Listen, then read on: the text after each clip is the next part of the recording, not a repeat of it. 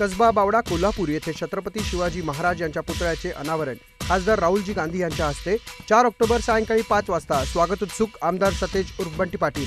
पालकमंत्री महोदयांची जी काही भाषणं होत आहेत त्याच्यामध्ये सर्वाधिक भाषणं विकासाच्या मुद्द्यावर कमी आणि समरजी गाडगेवर टीका करण्यात जास्त वेळ झाला.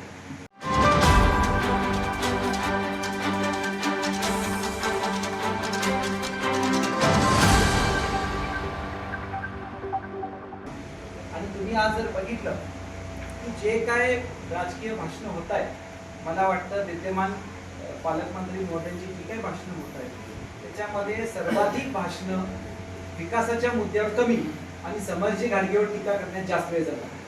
हे आपण त्यांची भाषणं बघा, पण मी त्यांच्या कुठल्या वैयक्तिक टीकामध्ये पडणार नाही, कारण माझ्यासाठी ही इलेक्शन विकासाच्या मुद्द्यावर आहे. माझ्यासाठी ही इलेक्शन येत्या कागदगडीच्या परिवर्तनासाठी आहे. माझ्यासाठी ही इलेक्शन येत्या सुराज्यासाठी आहे. आणि त्यामुळे मी आपल्या सगळ्यांना सांगतो की आपली सगळ्यांची साथ अशीच मिळत राहू, त्याची नोंद राहील आणि येत्या काळामध्ये माझ्याकडून लोकसेवक म्हणून जे काही काम करता येईल ते 100% माझ्याकडून होईल. मी पाटील सरांना सगळ्यांना विनंती करतो की आपले आता बरेच ओळखीची लोक आहेत, त्यांच्यापर्यंत आपण पोहोचा. 100% मी पोहोचू शकत नाही, पण लोकांचा प्रतिसाद प्रचंड आता वाढलेला आहे. आणि मला असं वाटतं की एकदा या मतदारसंघाने निष्ठा या शब्द काय आहे, निष्ठा या शब्दाचं महत्त्व काय आहे, की ज्या लोकांनी आपल्याला मोठं केलं आज त्याच लोकांना सोडून आपण जे राजकारण करतोय त्याचा एकदा तरी मला वाटतं समाचार आपण सगळ्यांनी घेतला पाहिजे. आणि त्याच्यामुळे मी प्रत्येक कार्यक्रमात बोललोय की इलेक्शन समरजी गाडगे विरुद्ध हसनमुश्रीफ नाहीच आहे.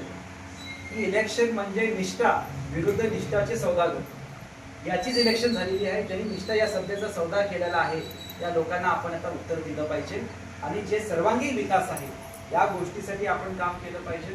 तसं मी उल्लेख केलेला आहे की आजऱ्यामधलं आपलं जे CPR आहे आणि पुत्तूरमधलं ग्रामीण रुग्णालय आहे त्याला आपण निधी पहिली दिली पाहिजे. आयुर्वेदिक कॉलेज आलं चांगली गोष्ट आहे, पण जेव्हा आपल्या अजून आरोग्य केंद्रामध्ये निधी देऊन बेसिक फॅसिलिटीज आपल्याकडे नाही आहेत तर पहिली निधी तिथं गेली पाहिजे.